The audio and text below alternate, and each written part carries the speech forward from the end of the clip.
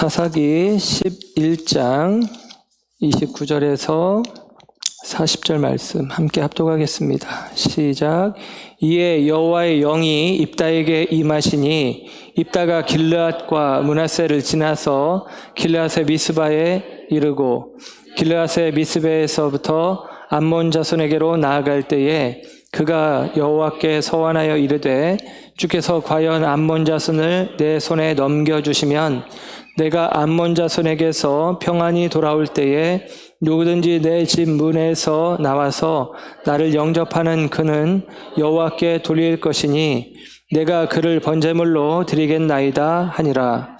이에 입다가 암몬 자손에게 이르러 그들과 싸우더니 여호와께서 그들을 그의 손에 넘겨주심에 아루엘에서부터 민닛에 이르기까지 20성읍을 치고 또 아벨그라밈까지 매우 크게 무찌르니 이에 암몬 자손이 이스라엘 자손에게 앞에 항복하였더라.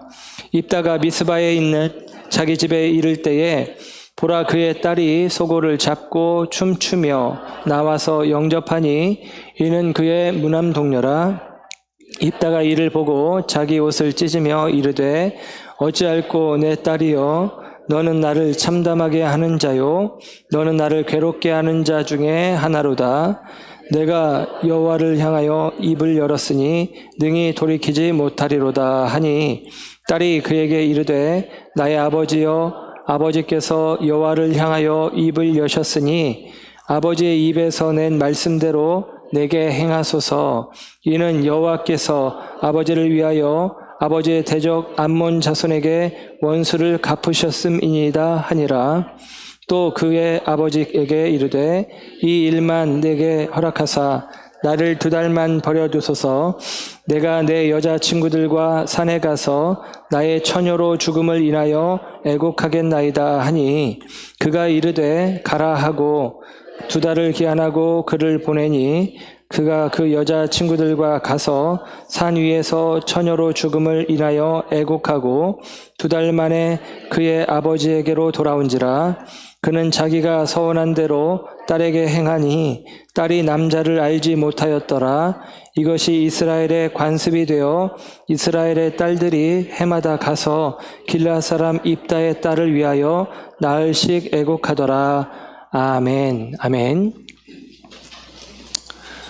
오늘 이 시간도 하나님의 사랑하심과 은혜가 저와 여러분 가운데 함께하는 줄 믿습니다. 오늘 사사기 13번째 시간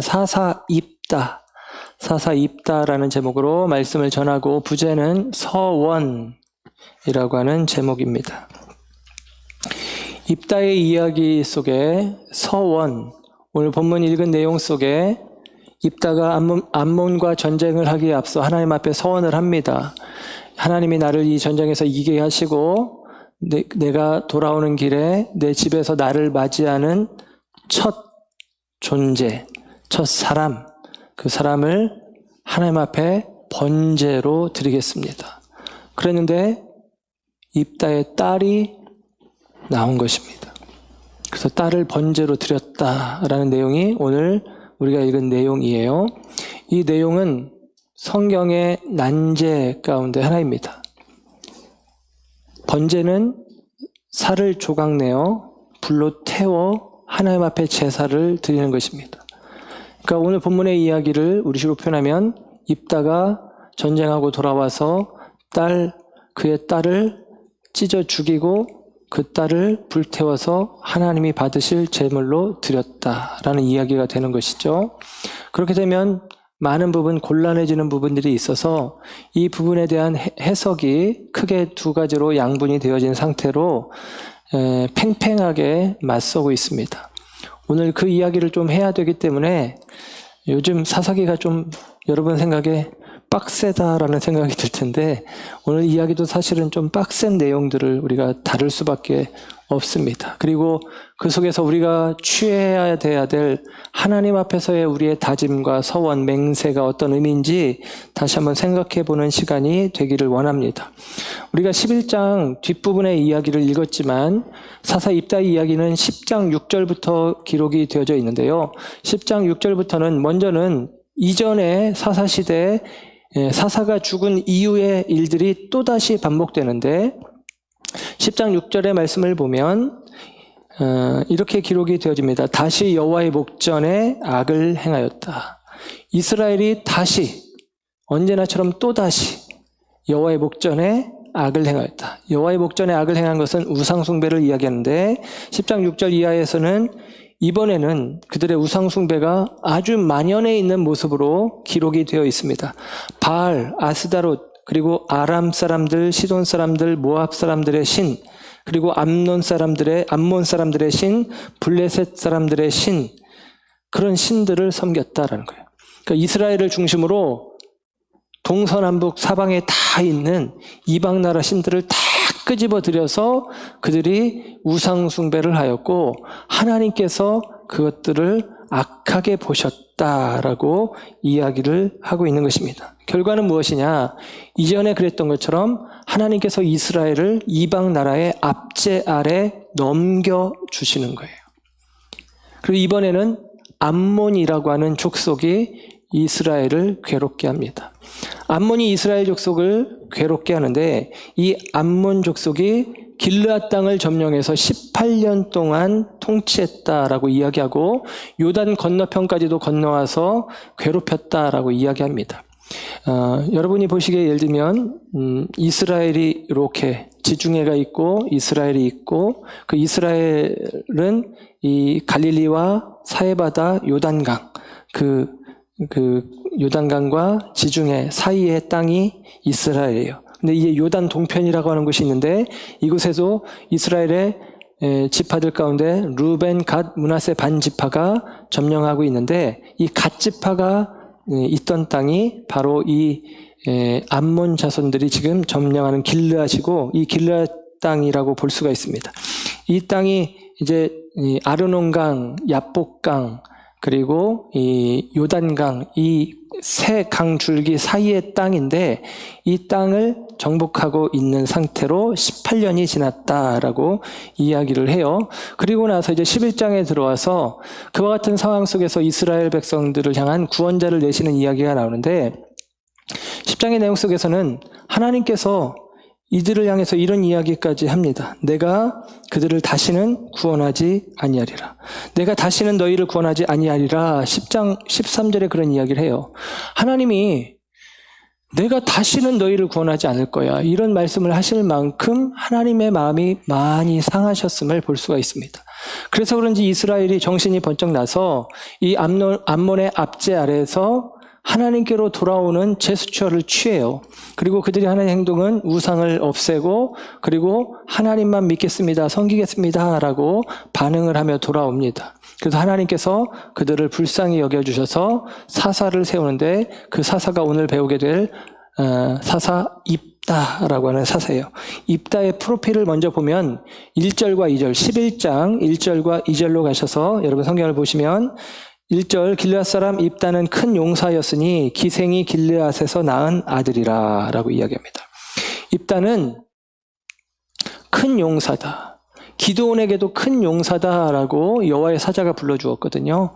입다도 큰 용사다. 이것 역시도 성경의 평가입니다. 입다를 성경은 큰 용사로 여기고 있어요. 그런데 큰 용사는 큰 용사인데 이 입다는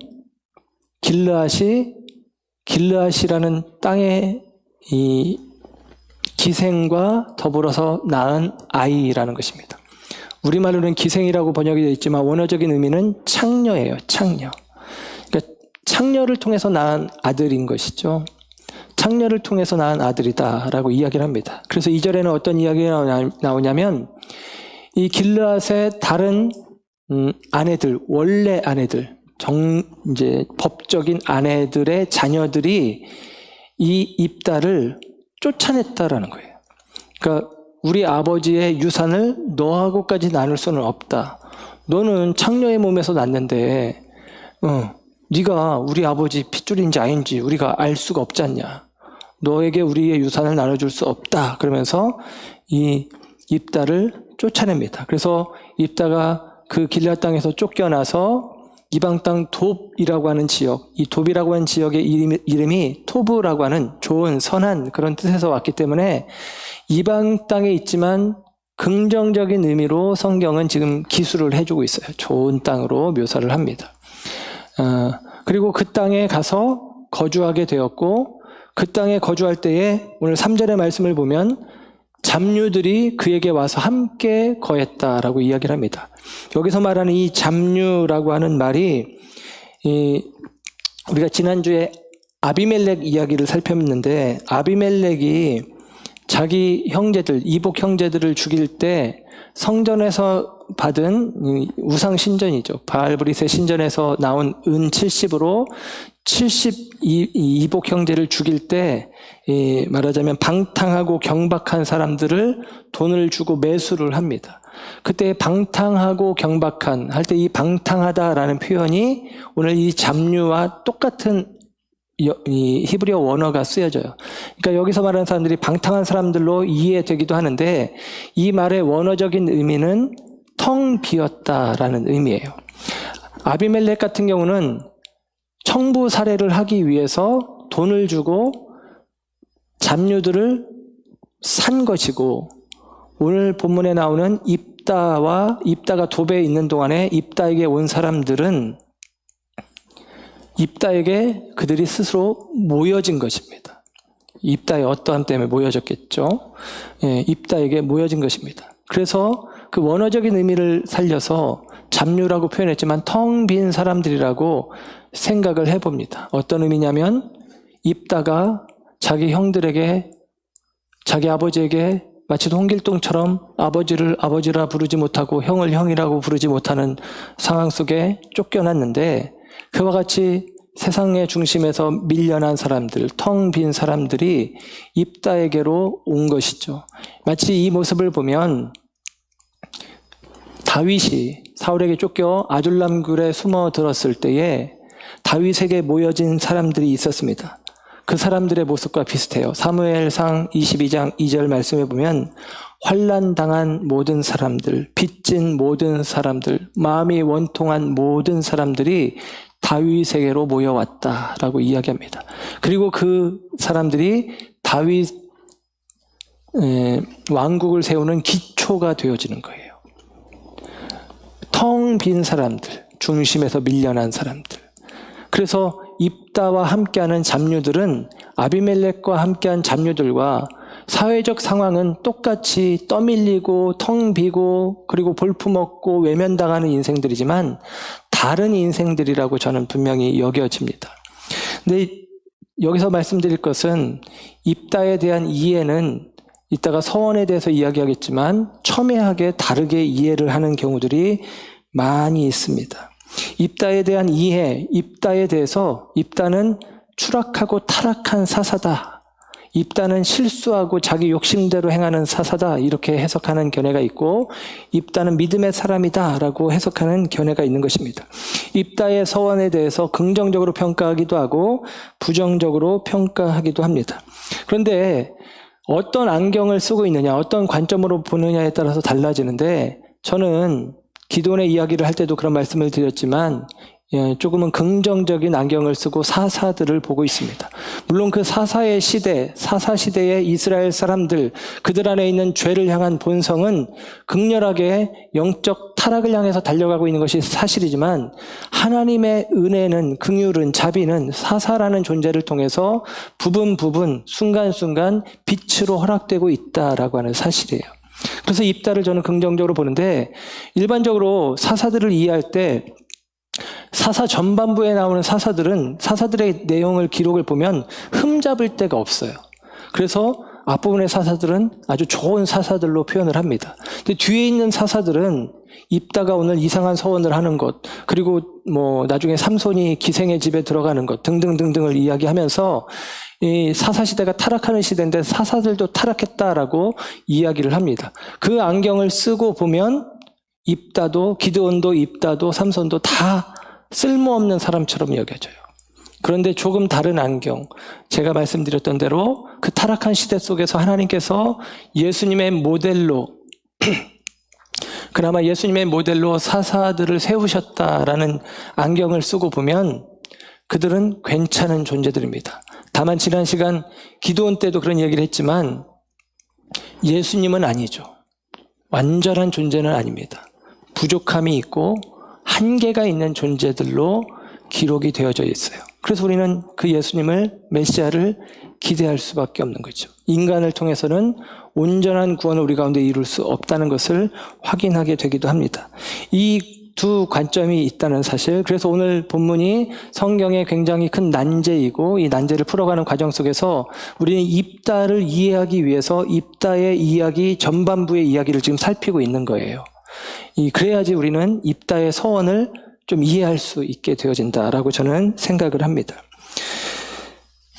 입다가 그렇게 길앗 땅에서 쫓겨나서 비류들과 함께 살아가고 있는데 암몬이 길앗 땅을 점령하고 이스라엘을 괴롭게 할 때 길앗의 장로들이 암몬과 싸우기 위해서 전쟁을 치르기 위해서 준비를 합니다. 그런데 문제는 뭐냐면 이 암몬과 누가 먼저 나가서 암몬과 싸울 것이냐, 그들을 이끌 군대 지도자가 필요했던 거예요. 그런데 사람들 생각에 입다가 떠오른 것입니다. 나름대로 입다가 이 돕당에서 굉장히 잘 지내왔다는 증거가 되어지는 것이죠.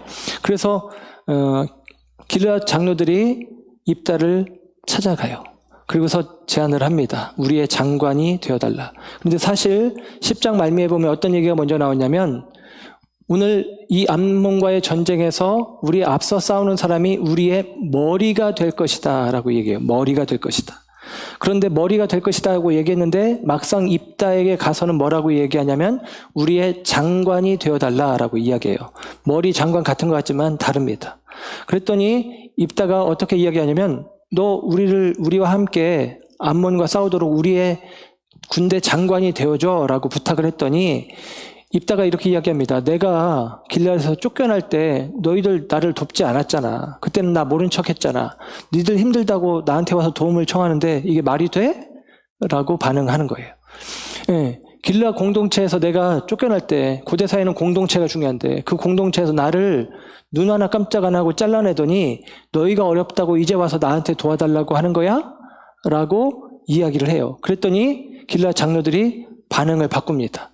네가 우리를 위해서 암몬과 싸워서 이기면 네가 우리의 머리가 되겠다라고 이야기를 하는 것입니다.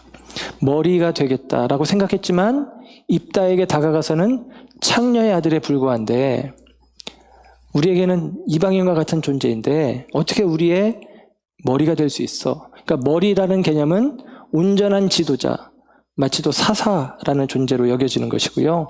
장관이라는 것은 부분적으로 지금 전쟁을 치르는 데 있어서 기능적으로 필요한 리더십 정도로 여기는 것입니다. 그런데 전쟁이 끝나고 밀어내는 게 아니라 전쟁 후에도 너는 우리의 지도자가 되어서 계속같이 머리와 같이 우리 가운데 있을 거야 라고 이야기를 듣고 나서 그제서 이제 입다가 이 전쟁에 참여하게 되는 거예요. 그런데 그 내용이 11장 3절부터 쭉 기록되어져 있는데요. 11절에 가서 우리가 한 절의 말씀을 좀 보고 이 말씀을 읽겠습니다. 11장 11절 하반절에 가면 입다가 미스바에서 자기의 말을 다 여호와 앞에 아뢰니라. 아멘. 입다가 여호와 앞에 자기의 말을 아뢰었다는 거예요. 무슨 말을 아뢰었을까요? 하나님, 내가 이 사람들한테 버림받고 쫓겨나고 이방 땅에 가서 내가 힘겹게 어렵게 살아왔었는데 이제서야 이 사람들이 나를 필요로 하고 나를 찾고 나에게 도움을 청하고 하나님, 나 그때 너무 힘들었는데 마음에 상처가 됐었는데 나 너무 속상했었는데 하나님 이 사람들이 나에게 도움을 청하네요. 참 감사한 일이네요. 아, 내 마음에 이 응어리가 다 이제 묵은 응어리가 다 씻겨 내려간 듯합니다. 이런 이야기 하지 않았겠습니까? 그런 거예요. 그러니까 지금 이 이야기를 말씀드린 것은 입다는 하나님 앞에 자기의 감정을 호소하고 있는 거예요.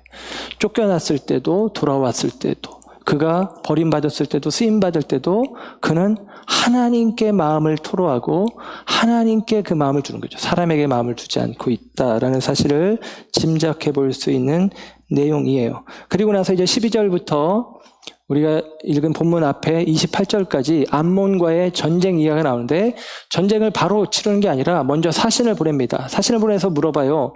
암몬, 너희들 왜 우리 땅에 와서 우리를 힘들게 하는 거야? 도대체 왜 그러는 거야?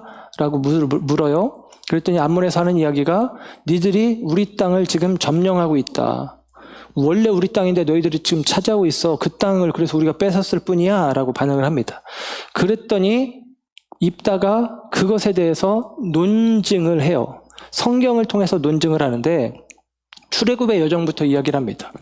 우리가 하나님께서 우리를 애굽에서 인도해 내셨을 때에 에돔 땅, 모압 땅으로 지나가서 오면 편한데, 에돔 사람, 모압 사람들이 반대해서 어쩔 수 없이 돌아서 에돔 땅, 모압 땅을 돌아서 우리가 오니라고 힘들었어. 그러다가 아모리 사람의 땅으로 들어가려고 하는데 아모리 왕 시온이 반대를 하더라. 그래서 그 시온의 그 길로 지나가지 않으면 우리가 불가능하니까 지나가기만 할 테니까, 아무것도 손 안 댈 테니까 지나가게 해줘. 그러는데 그들이 우리에게 전쟁을 걸어와서 어쩔 수 없이 그들과 전쟁했고 싸워서 이겼고, 싸워서 이겨서 빼앗은 아모리 사람의 땅이 지금 현재 이 길앗을 중심으로 한 갓 지역의 땅이야. 지금 너희들이 점령한 땅은 너희들이 땅이 아니라 아모리 사람들의 땅이었는데, 우리가 아모리 사람과 전쟁에서 이겨서 얻은 전리품이야. 근데 너희들 무슨 소리 하는 거야? 라고 역사적인 사실을 들어서 이 얘기를 하는 거예요. 그러면서 한 가지 더 이야기합니다. 우리가 이 땅을 차지한 지 지금 300년인데 300년 동안 너희들 아무 말도 안 하다가 인제 와서 갑자기 왜 니네 땅이라고 하는 거야? 일본 생각나죠? 독도를 계속같이 우리는 여러 증거를 대면서 독도는 우리 땅이라고 하지만 일본에서는 그럼에도 불구하고 다케시마라고 이야기하는 것처럼 이 땅이 우리 땅이라고 우기는 거예요. 그래서 어쩔 수 없이 진짜로 전쟁이 벌어지고 이 전쟁에서 암몬을 이기게 되어지는 것이 본문의 이야기예요. 그런데 우리가 이런 과정, 그래서 여기서 또 하나 우리가 생각해야 될 것은, 입다가 아마도 창녀의 아들로 태어났고 집에서 천대받았고 하니까 제대로 배울 기회도 없었을 것이고, 언제 쫓겨났는지 모르겠지만 그가 이스라엘에 대하여 민족성이 약해질 수도 있는 상황이지만 그는 이스라엘의 역사를 제대로 알고 있었고, 그리고 이스라엘 역사를 안다는 얘기는 바꿔 말하면 모세오경, 토라를 그는 잘 알고 있었다는 이야기예요. 성경에 대한 지식이 있었기 때문에 암몬과의 이 싸움의 이유에 대한 논쟁에서도 그가 증거들을 댈 수 있었던 것입니다. 그러니까 여기서 우리가 짐작할 수 있는 것은, 입다는 성경 지식도 해박하다라는 사실을 생각해 볼 수 있는 거예요. 그리고 그와 같은 입다에 대한 이해를 가지고 오늘 입다가 하나님 앞에 서원한 내용을 우리가 살핍니다. 입다가 하나님 앞에 서원하기를 오늘 본문의 말씀 속에 보면 31절에 이제 서원하는데 30절부터의 내용인데요. 30절 말씀. 그가 여호와께 서원하여 이르되, 주께서 과연 암몬 자손을 내 손에 넘겨주시면 내가 암몬 자손에게서 평안히 돌아올 때에 누구든지 내 집 문에서 나와서 나를 영접하는 그는 여호와께 돌릴 것이니 내가 그를 번제물로 드리겠나이다 하니라. 하나님, 내가 암몬이랑 전쟁하는데 이 전쟁에서 하나님이 그들을 내 손에 붙여주시면, 이기게 하시면 내가 전쟁에서 이기고 돌아올 때 내 집에서 나를 맞이하는 첫 존재, 그 존재를 하나님 앞에 내가 번제로 드리겠습니다 라고 서원을 하고 있다라고 하는 사실입니다. 그런데 안타깝게도 그가 집에 돌아왔을 때 그를 맞이하기 위해서 딸이 소고를 치면서 춤추면서 아빠가 돌아왔다고, 아빠가 전쟁에서 이기고 돌아왔다고 환영을 하고 오면서 처음으로 나온 것이죠. 아마도 입다의 생각에는 어쩌면 하인이 나왔을 것이다. 하인이 나올 거라고 당연히 생각을 했을 것 같아요. 그런데 딸이 나왔는데 그 딸이 무남동녀 외동딸이다 라고 이야기를 하고 있는 것입니다. 입다에 대해서, 입다의 서원에 대해서 말씀드린 두 가지 견해 가운데 첫 번째, 부정적인 견해로 입다를 바라보는, 입다가 입방정을 떨었다, 욕심대로 했다, 그런 생각을 하고 있는 견해 속에서는 이런 이야기들을 합니다. 첫째, 입다가 하나님 앞에 서원할 때 조건을 걸었다. 이거 불신앙의 요소다. 하나님이 이미 입다를 태웠을 때 그로 하여금 이 전쟁에서 이기게 하실 건데 그걸 못 믿고 만일 나를 이 전쟁에서 이기게 하시면, 그들을 내 손에 붙이시면 하면서, 만약에 이렇게 하시면 하면서 조건을 걸었다. 그것은 불순종이다, 불신앙이다 라고 이야기를 합니다. 근데 여러분, 성경에서 서원을 할 때는 거의 조건이 걸려 있어요. 첫 번째 서원하는 장면은 야곱의 이야기 속에 나오는데, 야곱이 베델에서 하나님을 만나는데, 야곱이 이제 자기 집에서 도망쳐서 외삼촌의 집으로 도망가는 과정 가운데 베델이라는 곳에 잠깐 머물러서 밤에 우리가 찬송가로도 잘 아는 돌베개에 베고 자게 되어지는 상황 속에서 꿈을 꾸는데 하늘에서부터 사다리가 내려오고 천사들이 오르락내리락 하더니 하나님의 임재를 경험합니다. 그때 야곱이 서원을 해요. 어떻게 서원을 하냐면, 하나님, 내가 지금 떠나가는데 하나님께서 나와 함께 해주시고 나를 안전하게 지켜주시고 나중에 나로 다시금 내 고향 땅에 아버지 집에 돌아오게 하시면, 그러면 하나님이 내 하나님이 되고 그 하나님께 내가 이곳에 돌아와서 제단을 쌓을 것이고 그 다음에 내가 하나님께 11조를 드리겠습니다. 이렇게 서원을 해요. 그게 서원이에요. 근데 그 소원을 듣고 하나님이 책망하시거나 잘못됐다거나 하신 적이 없어요. 그러니까 서원이 조건이 달리면 안 된다. 이따가 이야기했지만 맞습니다. 조건이 달리는 서원은 잘못이에요. 그러나 구약에 있는 서원의 내용들을 보면 만약 뭐뭐 하면 하는 조건이 달린 형식으로, 그런 모양으로 서원이 되고 있다라는 사실을 이제 볼 수가 있습니다. 한나가 사무엘을 낳기를 원할 때도, 아이를 낳기를 원할 때도 하나님 내게 아이를 주시면 내가 그 아이를 여호와의 전에 드리겠습니다. 그렇게 이야기하잖아요. 그리고 하나님이 응답해 주셨고 들어주셨고 그렇게 볼 수가 있는 것입니다. 또한 입다가 지금 번제로 드리겠다라고, 이게 제일 큰 문제거든요. 번제로 드리겠다. 그래서 이 번제로 드린다는 얘기는 딸을 번제로 드리면 인신제사가 되는 것인데, 인신제사를 하는 게 과연 이 기독교 신앙에, 이 야훼 신앙에 합당하냐라고 하는 그런 물음이 생기는 것입니다.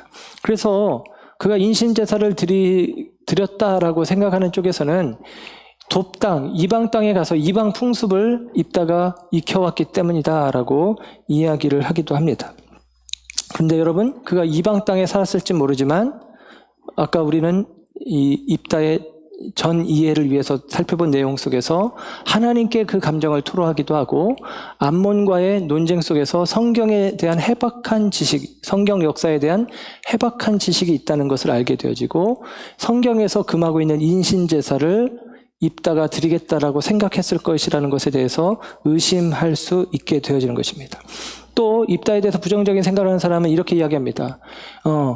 이스라엘의 머리가 될 욕심으로 이 길르앗 장로들과도 협상을 하더니 니들이 나를 외면할 때는 언제고 했더니 장관에서 머리로 격이 상승된 것처럼 하나님께도 협상을 하는 것처럼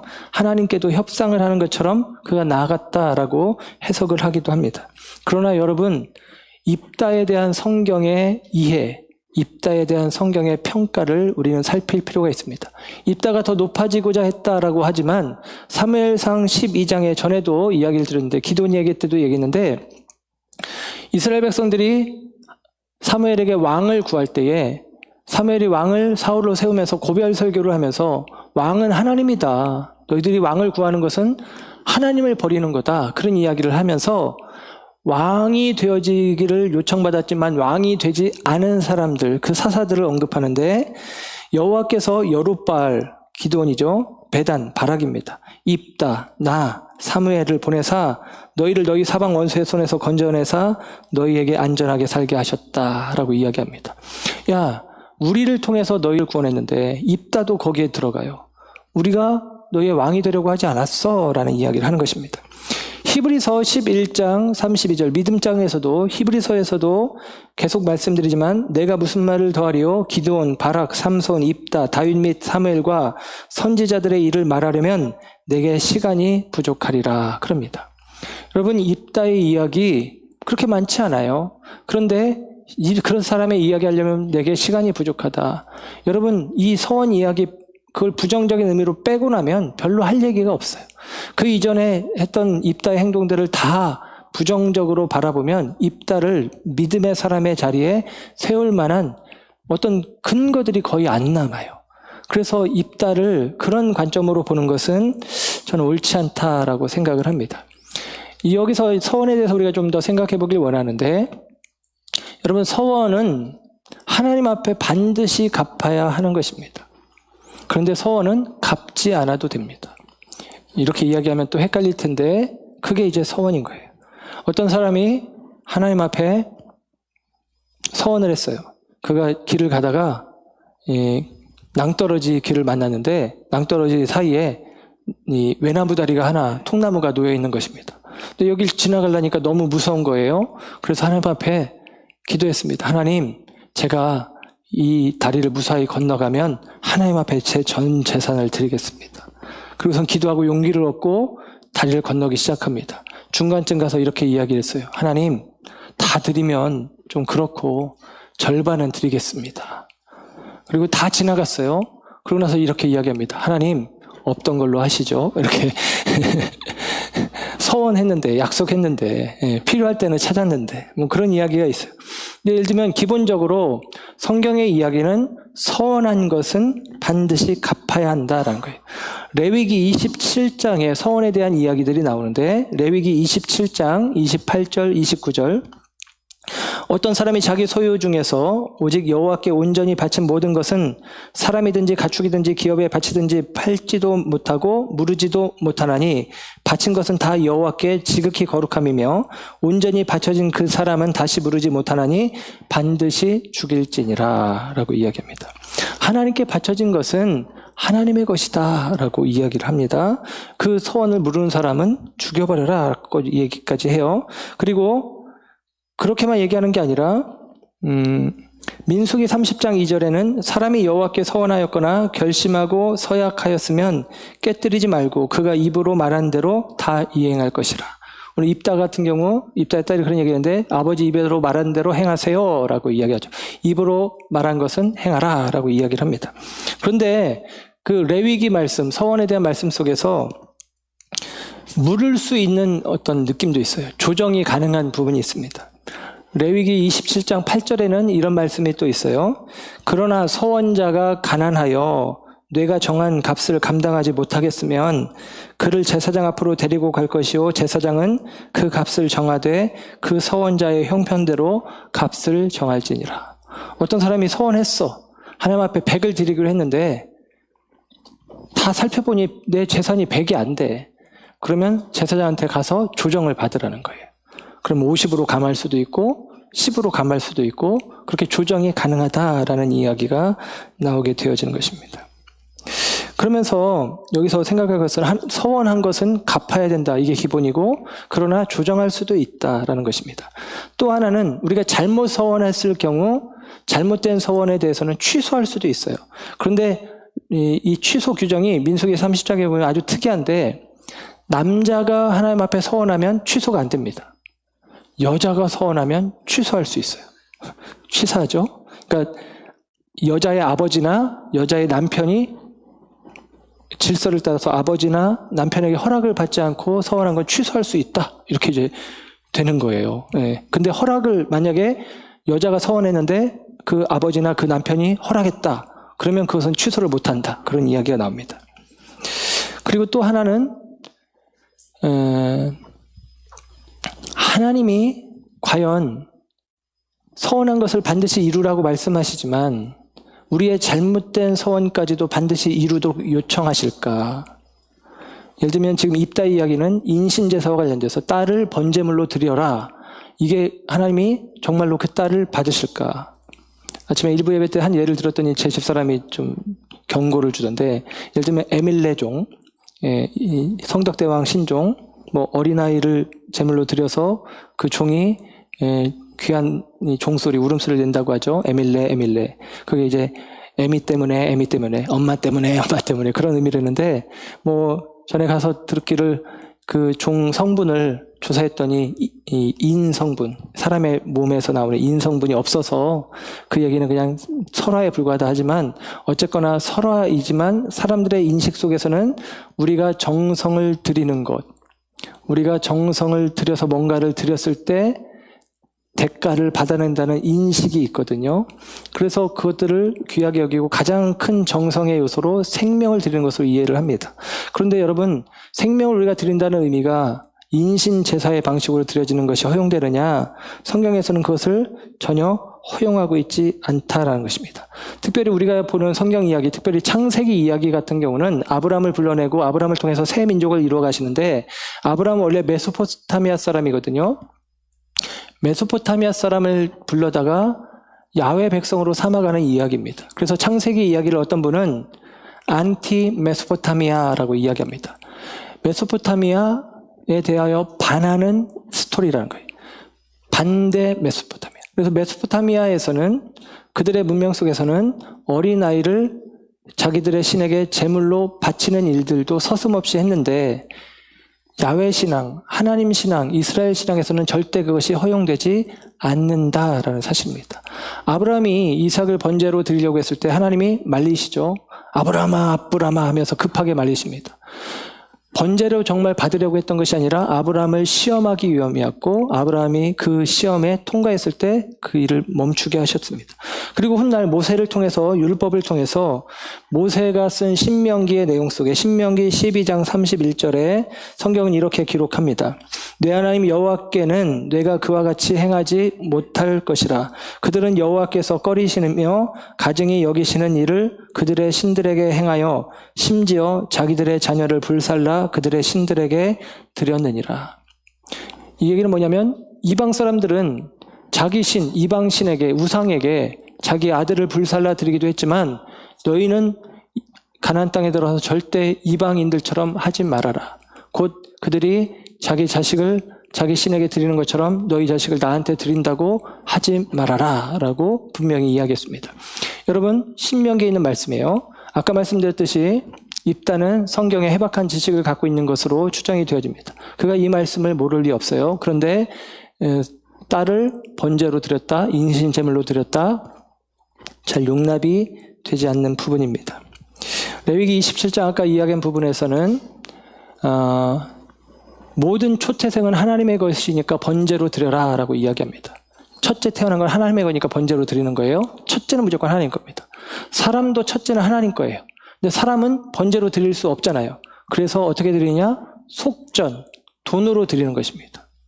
세겔로 드리는 것이죠. 그래서 예수님 시대에도 성전세가 있어서 다른 세금은 다 차등, 능력에 따라 차등이지만 성전세, 속전세는 반세겔로 모든 사람이 부자나 가난한 사람이나 똑같이 내게 돼 있어요. 그게 이제 생명에 대한 어떤 가치를 담고 있는 표현입니다. 레위기 27장에 재밌는 것 하나는, 여자분들이 섭섭하겠지만 성경에 일단 그렇게 써 있어요. 남자는 생명값을 50세겔, 여자는 30세겔. 남자 값은 50, 여자는 30. 어린아이는 예를 들면 남자는 20, 여자는 15. 아기는 남자는 5, 여자는 3. 60세 이상의 할아버지, 할머니, 할아버지는 15세겔, 할머니는 10세겔 이렇게 구분을 해놨어요.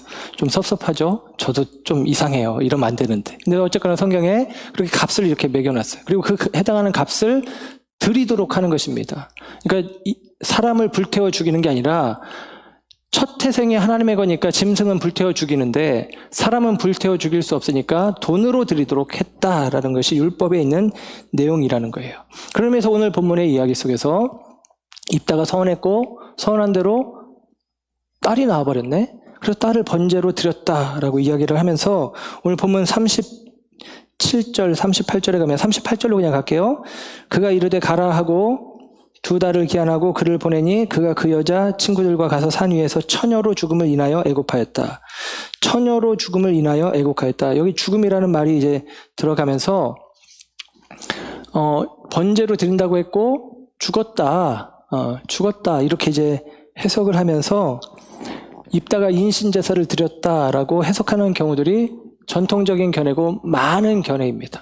제가 보는 책들도 거의 그렇게 기록을 해두었더라고요. 근데 저는 하나님께서 예를 들면 우리가 정성 드린다고 그 인신 제사를 에밀레종 그 종소리 나게 하겠다고 드린 제사를 받고 그리고 거기에서 좋은 아름다운 종소리가 나게 하는 방식으로 취하셨을까?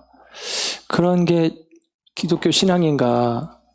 저는 분명히 아니라고 생각을 합니다. 그래서 이 말씀을 이해할 때 먼저 31절로 다시 돌아가서 31절 하반절에 나를 영접하는 그는 여호와께 돌릴 것이니 내가 그를 번제물로 드리겠나이다. 이 본문인데요. 이게 서원하는 내용인데 이 본문에 대해서 여기서 나를 영접하는 자는 여호와께 드릴 것이다. 여호와의 것이다. 그리고 그를 번제로 드릴 것이다. 이렇게 번역을 해놨는데 이 번역은 다른 번역도 가능한 번역입니다. 여호와께 드릴 것이다. 또는 번제로 드릴 것이다. 이렇게 번역할 수 있습니다. 접속 전미사가 있는데 와우라고 하는 접속 전미사가 영어로는 and 혹은 or 이렇게 번역이 되는 거예요. 그러니까 and로 번역하면 그 나를 처음 만난 사람을 하나님께 드리되 번제를 통해서 드릴 것이다 라는 해석이 되어지는 것이고, 또 하나는 하나님께 드릴 것이고 그리고 또는 번제로 드릴 것이다. 그래서 뭐 사람이 아니라 원래 원어에서는 그냥 그것으로도 해석할 수가 있습니다. 그래서 짐승을 만나면 짐승을 드리겠다, 그런 의미로 이해할 수 있다라는 것이죠. 뭐 그렇게 이해하면서 꼭 사람이 아니어도 된다라고 생각하고, 그래서 사람이면 하나님의 것으로 드리는 것이고 짐승이면 번제물로 태워 드리는 것이다 라고 해석하는 견해가 있습니다. 이게 요즘 나오는 견해이기도 하고 저도 그 견해를 따라가게 됐어요. 성경을 보면서 한참 고민하면서 그 견해를 따라가게 됩니다. 그래서 결론은 뭐냐? 입다의 딸은 여호와의 제단에서 일하는 헌신된 일꾼으로 드려지는 것입니다. 여호와의 성막에서 일하는 일꾼으로 드려지는 것으로 그렇게 이해를 해보는 거예요. 그래서 여호와의 성막에서 일하는 일꾼이 되어지면 첫째는 이 입다의 소유를 상속받지 못하잖아요. 무남동녀 외동딸의 경우는, 무남동녀의 경우는 상속을 받을 수가 있거든요. 근데 상속하지 못하고, 그리고 그의 처녀로서 죽게 되었다는 얘기는 처녀대 결혼도 못 해보고 그런 것입니다. 최근에 본 드라마에서 슬기로운 의사생활, 거기에서 한 의사가 신부가 되길 원하는 거예요. 캐톨릭 신부가 되길 원하는데 그 어머니가 반대를 합니다. 왜냐하면 그 형들, 그 누나들이 다 신부, 수녀가 된 거예요. 너마저 하나님께 뺏기긴 싫다. 그러면서 너는 신부가 되지 말아라. 그런 이야기로 막 이 얘기가 진행이 되어집니다. 근데 그런 느낌인 거예요. 이제 신부가 되면 결혼하지 못하잖아요. 근데 오늘 본문의 이야기 속에서 다시 37절, 38절에 가면 아버지 서원대로 하세요. 다만 나한테 2달의 시간을 주시면 내가 동무들과 산에 올라가서 지내다가 오겠습니다 하고 올라가는데, 그 이야기 속에 그가 처녀로 죽음을 인하여 애곡하겠나이다 라고 하는 표현이 37절, 38절에 나오는데, 우리 성경에는 죽음이라는 말이 들어가 있는데 원어 성경에는 죽음이 없어요. 죽음이라는 단어가 전혀 없어요. 대부분의 영어 성경에도, 2개 정도의 영어 성경 말고는 대부분의 영어 성경, 일반적으로 보는 영어 성경에도 죽음이라는 말이 없습니다. KJV역, 킹제임스 번역 같은 경우는 bewailed her virginity 그럽니다. 그녀의 처녀성을 인해서 애도했다라는 의미예요. 그리고 NIV역 같은 경우는 그들이 울었다. They wept because, 왜냐하면 she would never marry. 그는 이제 결혼할 수 없기 때문이다. 그렇게 써 있습니다. 그래서 원어적인 의미를 그대로 번역한 영어 성경의 얘기로는 그녀의 처녀됨을 인하여 슬퍼했다라고 하는 거예요. 그러니까 이 말을 한글이 좀 어려운데 이런 것이죠. 처녀로서 살다가 죽어야 되는, 결혼해보지 못하고 죽어야 되는, 남자도 경험해보지 못하고 죽어야 되는 그런 상황. 사실은 이스라엘 가운데 결혼을 하고 처녀로 인정받고 그리고 가정을 이루는 것은 복 중의 복입니다. 그 복을 누리지 못하고 하나님의 것으로 드려졌으니 하나님의 것으로 살다가 죽어야 되는 것을 아버지 입장에서 안타까워하는 거예요. 역설적이죠. 하나님께 드리기를 원하지만 하나님께 드려지는 게 또 마음에 불편함이 있는 것입니다. 우리 안에도 아마 그런 마음이 있을 거래요. 여러분의 자녀가 만약에 어느 날 갑자기 저 목회하겠습니다, 신학하겠습니다, 목사가 되겠습니다, 사모가 되겠습니다 하면 우리가 하나님을 믿고 하나님께 영광 돌리길 원하고 하나님께 우리가 찬양할 때도 내 생명 드립니다, 내 마음 드립니다 했지만 막상 우리 아이가 그러면 꼭 굳이 그 길을 가야 되겠니? 라고 하는 마음처럼 그런 마음들이 지금 입다의 마음 가운데 여실히 드러나는 것이죠. 그래서 가슴을 치고 옷을 찢고 네가 나를 괴롭게 한다 하면서 왜 하필 네가 나왔냐라고 이야기하고 반응하고 있는 것을 볼 수가 있습니다. 여기서 우리가 입다에 대해서 그래서 입다의 딸이 그렇게 성전에서 쓰여지는 일꾼으로 드려졌다, 헌신되었다라고 이해하기를 원하는 마음으로 말씀을 드렸고 그렇게 봐야 될 또 다른 이유들을 몇 가지만 더 이야기하고 말씀을 결론 짓는데 첫째는 19절의 말씀을 보면 29절의 말씀을 보면 11장 29절에 보면 여호와의 영이 그에게 임하였다라는 거예요. 여호와의 영이 임하고 그가 하나님 앞에 서원한 것입니다. 여호와의 이 영이 임하고 하나님 앞에 서원할 때 그리고 서원의 결과 암몬과의 전쟁에서 이겼죠. 그의 서원이 욕심에 기인한 것이면 그의 서원이 그릇된 선택에 기인한 것이면 암몬과의 전쟁에서 이기게 하면 안 되죠. 그리고 딸이 증거를 합니다. 하나님께서 이기게 하셨다라고 32절에 보면 하나님께서 아버지가 서원했고 이에 하나님께서 암몬 자손의 손을 이스라엘 가운데 넘겨주셨는데 암몬을 이스라엘 손에 넘겨주셨는데 라고 이야기를 합니다. 그러니까 입다의 딸이 증언한 것이죠. 하나님이 들어주셨잖냐 라고 하나님께서 이루신 일들을 이야기를 합니다. 그러니까 서원이 잘못된 것이 아니다라고 입다의 딸이 생각을 하고 있는 거예요. 그리고 입다의 딸이 얘기하는 게 굉장히 중요합니다. 아버지가 입으로 말한 대로 행하십시오.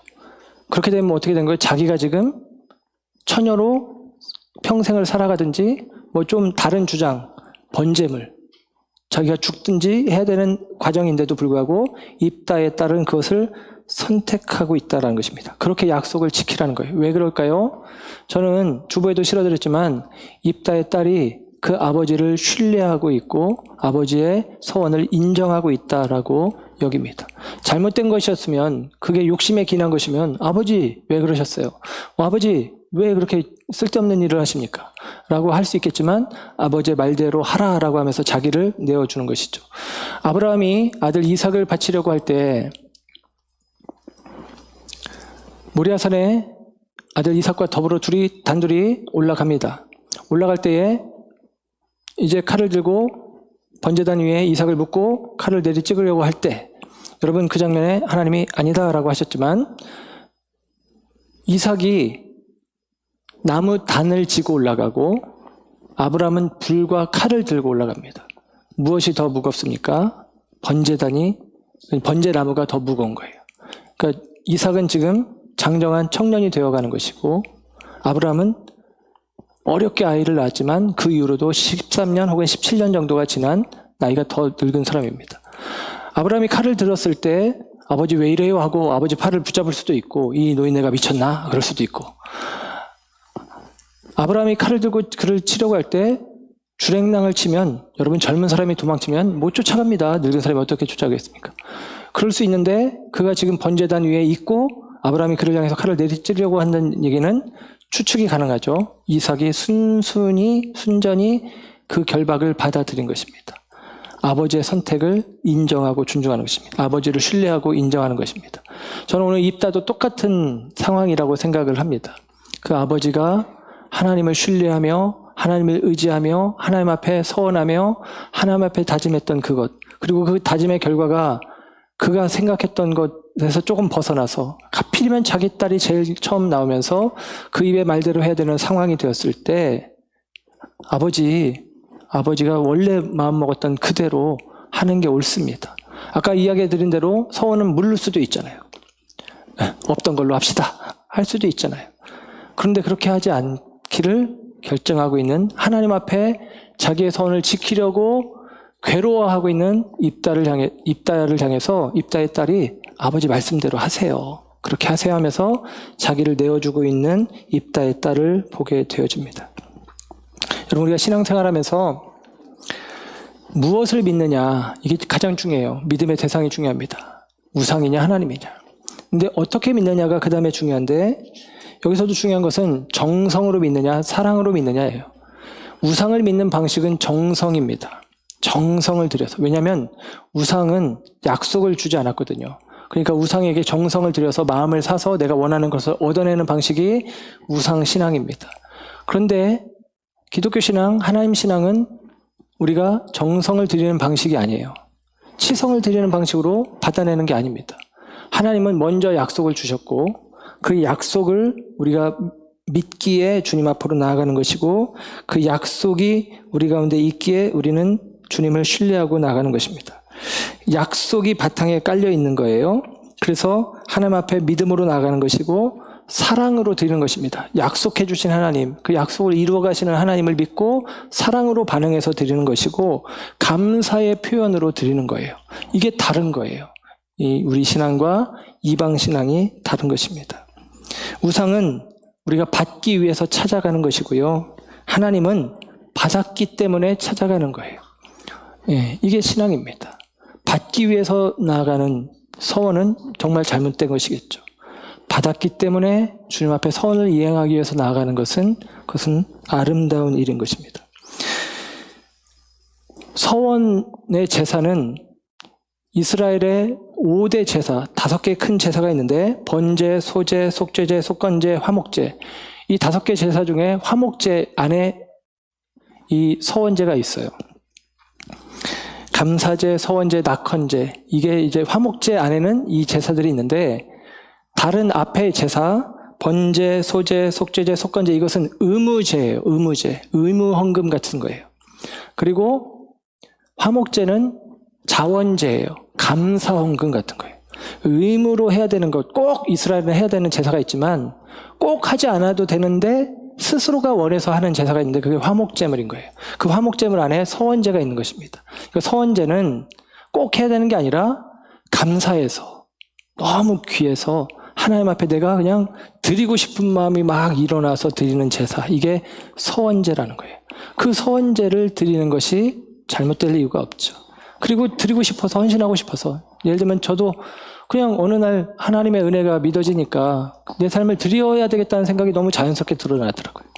그래서 그냥 주의 종으로 헌신하기를 원하는 마음들이 일어나는 거죠. 그런 헌신된 마음들이 폄하될 이유가 저는 없다라고 생각합니다. 다만 말씀드린 대로 입다는 사람이에요. 예수의 모델이지만 한계가 있습니다. 그 한계 있는 입다가 지금 실수하고 있는 것은 제가 볼 땐 이거예요. 자기 소유 중에 가장 첫 것을 드리겠다라고 한 것은 믿음의 발로이겠지만 입다가 지금 서원할 때 제가 이 말씀을 보고 결론지어서 이야기하는 것은 이것입니다. 입다는 내 소유 중에 무엇을 드리겠다고 말하는 것이 아니라 나 자신을 드리겠다라고 이야기했어야 하는 것입니다. 이게 가장 아쉬운 부분이죠. 입다의 부족함입니다. 여러분, 저와 여러분이 하나님 앞에 감사로 나아갈 때 내게 있는 물질을 드릴 수 있고 내게 있는 시간을 드릴 수 있고 내게 있는 재능을 드릴 수 있겠지만 무엇보다 우리가 하나님 앞에 감사로 드릴 때 나 자신을 드리는 것이 중요합니다.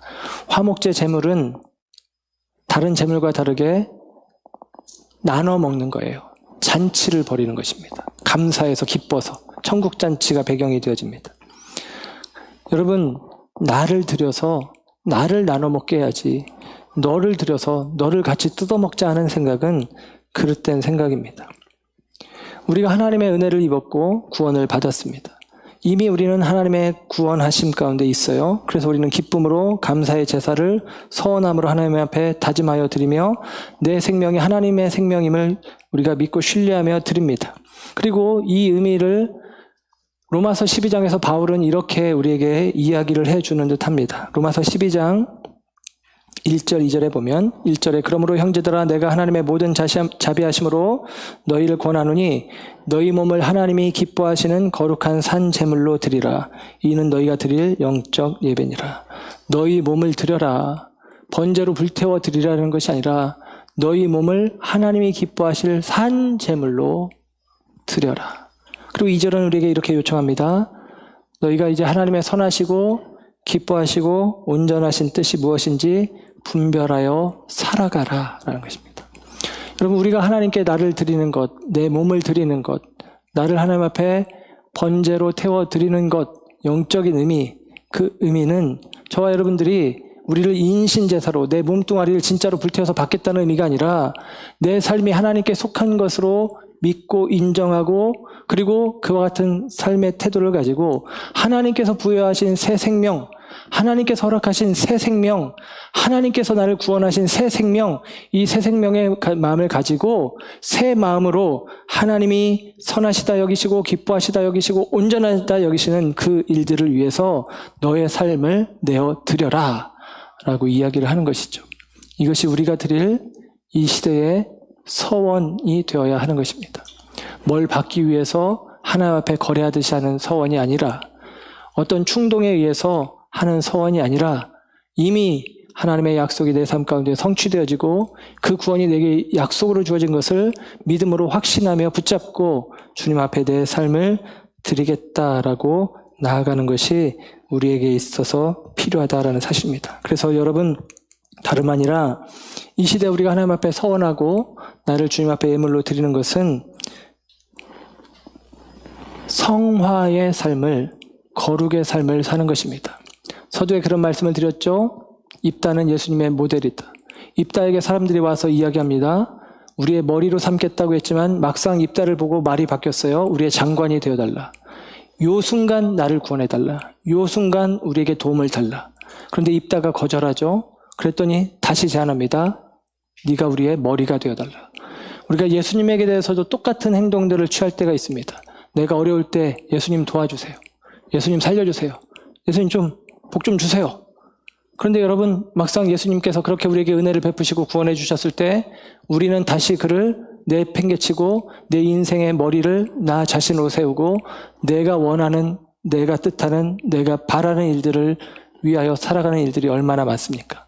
우리 입다의 이야기는 그렇게 우리가 옛 삶의 자리로 돌아가는 것이 아니라 예수님을 한순간 내 위기를 모면하는데 필요한 어떤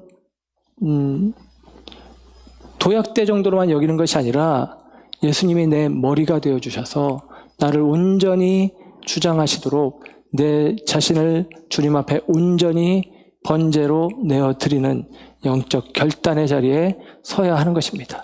이것이 은혜에 합당한 서원이요. 이것이 저와 여러분이 이 시대에 이루어야 될 서원이요. 이 서원은 저와 여러분들이 반드시 이루어가야 할 주님 앞에 우리의 다짐인 줄로 믿습니다. 주님 앞에서 무엇보다도 나 자신을 내어드리는 영적 결단이 예수 그리스도께서 내 머리 되심을 고백하며 새 생명으로서 예수께 내 삶을 전폭적으로 내어드리는 영적 결단이 우리 모두 가운데 있는 21세기의 이 영적 서원이 우리 가운데 있는 이 아침 되어지기를 주의 이름으로 축원합니다. 기도하겠습니다. 좋으신 주님,